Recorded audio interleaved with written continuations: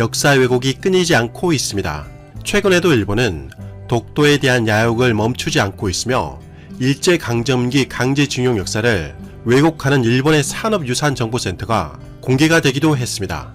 일본의 파렴치함이 극에 달할 정도인데요. 그런데 이제는 심지어 일본의 유명 신문사마저 여론조사를 조작하고 있다는 사실을 인정하는 발표까지 해서 세간의 이목을 집중시키고 있습니다.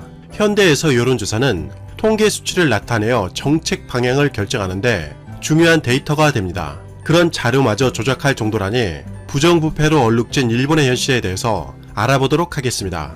일본의 신뢰도는 정말 끝이 보이지 않을 정도로 추락을 거듭하고 있습니다. 이제는 통계 수치를 보여주는 여론조사까지 1년 이상 조작하고 있다는 사실이 밝혀진 것인데요.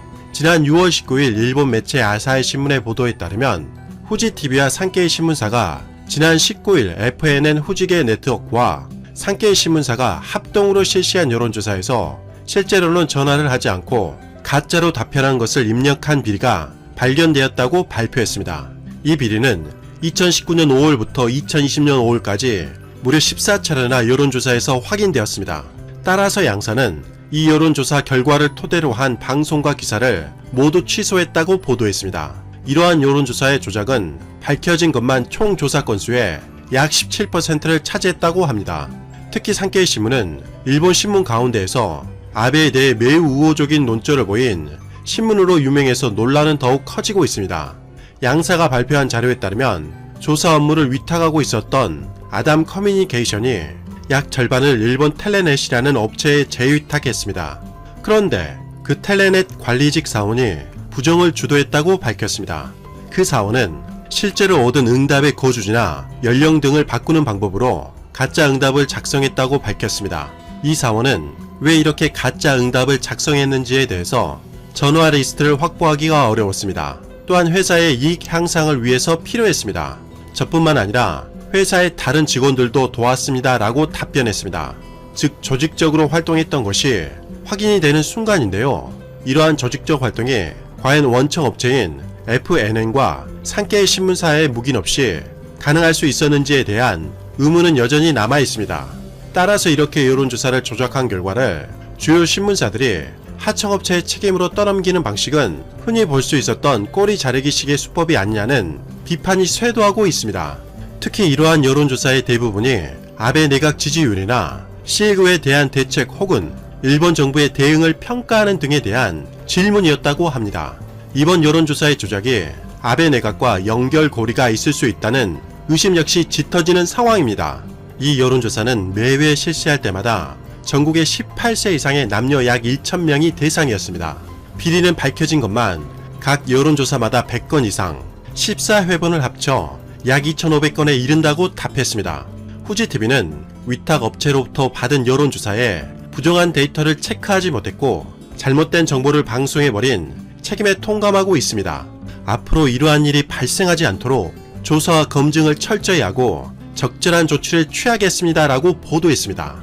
산케이 신문사는 언론사의 중요한 역할을 하고 있는 여론조사에 대해서 독자 여러분께 잘못된 정보를 드린 데 대해서 깊이 사과드린다라고 밝혔습니다. 이에 대해서 일본 내 전문가들은 여론조사는 국민의 목소리를 전달하는 지표로 운영되고 있기 때문에 아베 내각의 운영에도 지대한 영향을 끼치고 있다는 점이 중요하다고 말했습니다. 그런데 이번에 여론조작이 발각되어 일본 미디어 전체에 대한 불신이 커질 것이라는 염려가 높아지고 있는 상황이라고 전했습니다. 사이타마 대학 사회조사연구센터장은 여론조사는 미디어의 사회적 신뢰로 성립되는 공공재이지만 이번 일로 언론사가 그 신뢰에 스스로 상처를 입혔다라고 우려를 전했습니다. 이제는 일본 미디어에서 여론조사를 발표하더라도 믿지 않을 가능성이 높다는 것입니다.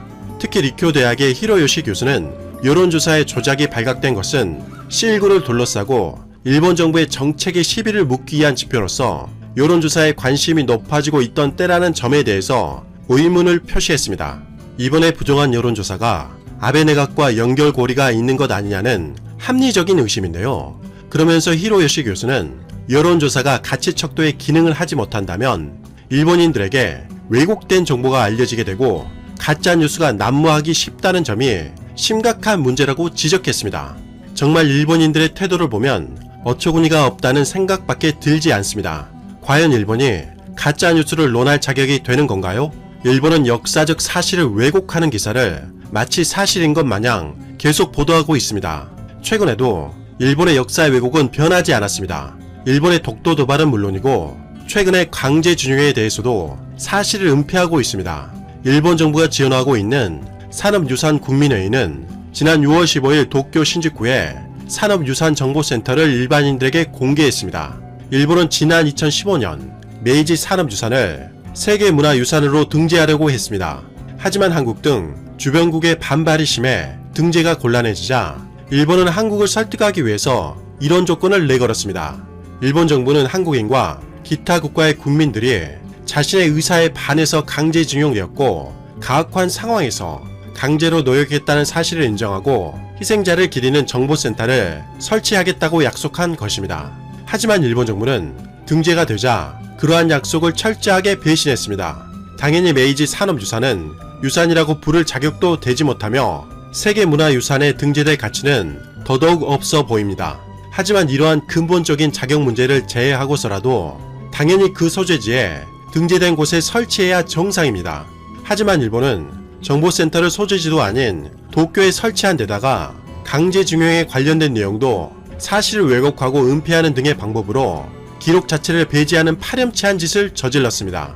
그러면서 정보센터에는 일본의 자아자찬만 늘어놓고 있는 상황입니다. 일본 정부는 약속했던 사항을 손바닥보다 더 쉽게 뒤집어 버렸습니다. 또한 일본 정부와 일본 언론들은 역사적 사실인 강제징용에 대해서도 그러한 적이 없다고 철저하게 역사를 왜곡하는 가짜뉴스를 퍼뜨리고 있습니다. 그런데 겨우 여론조사의 신빙성에 대해서 우려를 표명하고 있다니 일본의 작태를 보면 회의감에 빠질 수밖에 없는 것 같습니다. 더군다나 일본에서 이러한 여론조사의 문제는 미디어만의 문제가 아닐 가능성이 매우 높습니다. 일본의 통계 수치 자체를 전반적으로 믿기 어려운 상황까지 처해 있습니다. 특히 일본의 C19 조사에 대한 통계 수치는 더더욱 의심이 가는 상황인데요. 일본은 적극적인 봉쇄 조치도 취하지 않았고 그렇다고 적극적인 검사도 실시하지 않았는데도 불구하고 급격히 C19의 감염 숫자가 적어지는 정말 특이한 국가라고 세계 언론들이 지목하고 있습니다. 당연히 일본의 통계 수치에 대해 의심이 들 수밖에 없는 상황인데요. 그런데 그러한 의심에 대해서 상당한 신빙성을 증명해주는 기사들이 속속들이 나오고 있습니다. 지난 6월 11일 블룸버그 일본판 기사에 따르면 일본의 수도인 도쿄에서 안타까운 일을 당한 사람들이 4월에 역대 최다인 1만 107명을 기록했다고 보도했습니다. 지난 11일 도쿄도가 발표한 데이터에 따르면 지난 4년간 4월 평균적으로 안타까운 일을 당한 사람이 9,052명이었는데 올해 4월에만 유독 12%나 증가한 것이죠. 계산해보면 도쿄에서만 1,000명이 넘게 추가로 안타까운 일을 당한 사람이 나온 것인데요. 도쿄도 발표에 따르면 4월달 C19로 안타까운 일을 당한 사람의 수는 104명이라고 발표했습니다. 1,055명과 104명이라니 통계 차이가 너무나도 많이 나기 때문에 이건 역시 조작한 것이 아니냐는 의심을 받을 수밖에 없는 상황인 것 같습니다. 도쿄 자유의 의과대학 미츠키 교수는 일본에서 C19에 의해 안타까운 일을 당한 사람이 발표된 통계보다 적게 잡히고 있는 가능성을 부정할 수 없다라고 지적했습니다. 즉 일본은 여론조사뿐만 아니라 C19 통계 역시 조작하고 있다는 의심을 피하기 어렵게 된 것 같습니다. 지난 6월 15일 겐다이 디지털 역시 심각한 우려를 표명했습니다.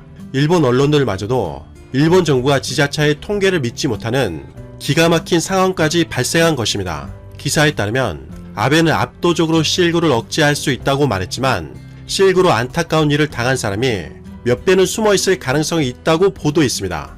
즉 발표한 수치는 빙산의 일각일 가능성이 높다는 것입니다. 특히 일본의 의료협치연구소에 따르면 초과로 1,000명에 달하는 사람의 대부분이 C19에 의한 것이라고 지적했습니다. 왜냐하면 2020년에는 일본에서 독감 유행 등 다른 요인이 거의 없었기 때문에 C19가 원인일 가능성이 매우 높다는 것입니다. 심지어 이렇게 추가로 안타까운 일을 당한 사람이 도쿄에만 한정되지 않았다는 것입니다. 일본에서 C19 감염자가 많은 7도요분이 과거 4년 평균 대비 약 10% 이상 안타까운 일을 당한 사람이 폭증했다고 밝혔습니다. 일본은 손바닥으로 하늘을 가리려는 무모한 짓을 하는 셈이죠. 이러한 일이 있기 때문에 기사에 따르면 요즘 C19의 성공 여부를 확인하는 방법으로 추가로 안타까운 일을 당한 사람이 얼마나 증가했냐를 바탕으로 검증하겠다는 것이 세계 의학계의 추세라고 합니다. 왜냐하면 일본처럼 사실을 왜곡하는 상황이 발생하기 때문이죠. 그런데 일본은 PCR 검사도 거의 하지 않고 일본 모델을 통해 방역에 성공했다고 발언했으니 당연히 문매를 맞을 수밖에 없습니다. 이런 것을 보면 일본의 억지는 정말 끝이 없는 것 같습니다. 미국 16대 대통령 에이브러햄 링컨은 이렇게 말했습니다. 진실은 드러나게 마련입니다. 감추려고 해도 반드시 드러납니다. 일본이 뼛속까지 깊이 새겨들어야 하는 명언인 것 같습니다. 이상 가치왕 채널이었습니다. 정말 시청자님들께서 찾아와 주시고 시청해주셔서 진심으로 고맙다는 말씀을 드립니다. 시청자님들 항상 건강하시고 복 많이 받으세요. 확진자 급증 사태로 3개월 반 동안 중단됐다가 열린 트럼프 대통령의 선거 유세가 흥행 실패로 끝난 데에는 K-팝 팬들의 영향이 컸다고 뉴욕타임스와 CNN이 앞다퉈 보도했습니다. 실제로 트럼프 대통령이 지난 20일 오클라호마주 털사시에서 진행한 대선 유세는 홍보했던 것과 달리 텅 빈 객석이 많았는데요. 트럼프 대통령으로선 중단했던 유세를 3개월여 만에 재개하는 마당이어서 열광적인 지지가 필요했는데 기대에 미치지 못한 것입니다. 행사 전 트럼프 대통령 재선 캠프 측에선 100만 명이 유세 참가 신청을 했다고 밝혔는데 무슨 일이 있었던 것일까요? 이는 K-팝 팬 등이 소셜미디어를 통해 노쇼를 하기로 암암리에 약속한 결과라는 분석이 나오고 있습니다. 아직 투표권이 없는 10대를 중심으로 정치에 막대한 영향을 미치는 소리 없는 대중이 있다는 점을 보여준 것이라는 해석도 있는데요. 뉴욕타임스에 따르면 트럼프 대통령 캠프의 팀 머터프 대변인은 유세장인 BOK 센터 밖 시위대 때문에 운집하지 못한 것이라고 변명했지만 실제로는 K-팝 팬들의 영향이 대단했다고 강조했습니다. 19,000석 규모의 실내 경기장은 객석의 3분의 1은 비어 있었고 현장 취재를 했던 기자들의 전원에 따르면 시위대도 많지 않았다고 하는데요. 종합해보면 참석하기로 했던 지지자가 유세장 안으로 들어오지 못할 이유가 없었던 것입니다. 이에 뉴욕타임스는 틱톡 사용자와 K-팝 팬에 주목했는데요. 트럼프 캠프 측은 핸드폰을 이용해 유세 참가 무료 티켓에 등록하라고 지난 11일 트윗을 올렸습니다. 이런 사실을 소셜미디어 사용자 수십만 명이 공유하며 유세에 가겠다고 등록한 뒤 노쇼를 한 것인데요. 한 틱톡 사용자는 지난 15일 자신의 계정에 트럼프 유세에 가기로 서명했는데 아파서 갈 수 없게 됐다고 가짜 기침을 하는 영상을 올리기도 했습니다. 수천 명의 다른 틱톡 회원들도 비슷한 트윗과 영상을 올렸다고 뉴욕타임스는 전했는데요. 이들은 구글 음성번호와 다른 인터넷 연결 전화를 통해 가짜 이름과 전화번호로 참여 등록을 한 것으로 파악되며 상당수 소셜미디어 이용자는 노쇼를 의도한 게시물을 24에서 48시간 안에 삭제했다고 합니다. 이는 트럼프 대통령 캠프 측이 낌새를 차리지 못하게 하기 위해서인데요. 실제로 트럼프 대통령의 유세가 실패로 끝나자 이날 오후 트위터에서는 K-팝이 트럼프의 유세를 망쳤다, 땡큐 K-팝 등의 글이 올라왔습니다. 여기에 더해 방탄소년단 콘서트 당시 팬들로 가득 찼던 캘리포니아 로즈볼 스타디움과 텅 빈 트럼프의 유세 현장을 비교한 트윗이 올라오기도 했는데요. 알렉산드라 오카시오-코르테스 뉴욕주 하원 의원은 트위터에 트럼프가 K-팝 팬들과 틱톡을 하는 10대들에게 흔들려 버렸다고 지적했는데요. 이는 트럼프 캠프의 브래드 파스케일 선대 본부장이 급진적 시위대가 지지자의 유세 참여를 방해했다고 말한 걸 비꼰 것입니다. 그리고 뉴욕타임스는 K-팝 팬이 최근 몇 달 새 미국 정치에 크게 관여하고 있다고 전했는데요. 방탄소년단 등 한국 가수를 좋아하는 K-팝 팬들이 우월주의자들의 소셜미디어 활동 시위를 막기 위해 댈러스 경찰 애플리케이션에 K-팝 가수들의 뮤직비디오를 잔뜩 올려 프로그램을 마비시키는 등 소셜미디어를 통한 항의 시위에 동참하는 걸 거론했습니다. 이뿐만 아니라 오랜 기간 공화당 전략가로 활동한 스티브 슈미트도 트위터에 미국의 K-팝 팬인 10대들이 트럼프에게 맹렬한 타격을 줬다고 전했는데요. 이처럼 외신들과 많은 미국인이 이번 K-팝 팬들의 행보에 특히 주목한 이유는 바로 이번 트럼프 대통령의 유세에 민감한 문제들이 있었기 때문입니다. 먼저 트럼프 대통령의 유세는 확진자 증가세가 아직 사라지지 않은 상황에서 실내 공간에 많은 사람이 모일 것으로 예상되기에 보건당국의 우려를 샀는데요. 그리고 트럼프 대통령이 그의 지지층인 우월주의자들을 결집시키려 동맹국들을 함부로 하고 미국 우선주의에만 빠져 역풍을 맞을 것이라는 비판도 많았습니다. 실제로 이날 유세에서 트럼프 대통령은 최근 독일에 주둔 중인 미군을 줄이기로 한 데 대해 독일이 몇 년 동안 채무를 이행하지 않고 있다며 불만을 드러냈는데요. 그러면서 그는 미국이 러시아로부터 독일을 지켜주는데 독일은 러시아에서 에너지를 구매하는데 수십억 달러를 쓰고 있다고 불평했습니다. 그리고 트럼프 대통령이 이 과정에서 한국을 언급하지는 않았지만 한미 방위비 분담 협상에서도 주한미군 감축을 압박카드로 사용할 수 있다는 가능성이 제기되는 상황입니다. 그러나 현지에서는 트럼프 대통령의 재선 가도에 차질이 빚어질 수 있다고 보고 있는데요. 뉴욕타임스는 트럼프 대통령은 미국이 직면하고 있는 여러 위기나 자신과 관련한 스캔들을 다루지 않고 분열을 초래했다며 재선 가능성을 되살리려는 트럼프 대통령의 시도가 심하게 흔들렸다고 전했습니다. 그리고 트럼프 대통령이 유세장을 찾은 인원이 예상보다 적어 격노했다며 여론조사 수치가 떨어지고 있는 상황에서 그의 연임 전망에 새로운 의문이 생겼다고 지적했는데요. 이처럼 흔들리는 트럼프 대통령과 달리 바이든 전 부통령은 순항하고 있습니다. 그는 지난달 정치자금으로 8,080만 달러를 모금해 월 단위 최고액을 기록했고 평등과 기회, 존엄을 실현함으로써 미국을 재건하는 데 나의 모든 신념과 임무를 다하겠다고 말해 트럼프 대통령에게 실망한 많은 미국인을 환호하게 만들고 있는 상황입니다. 여러분의 구독과 좋아요는 콘텐츠 제작에 큰 힘이 됩니다.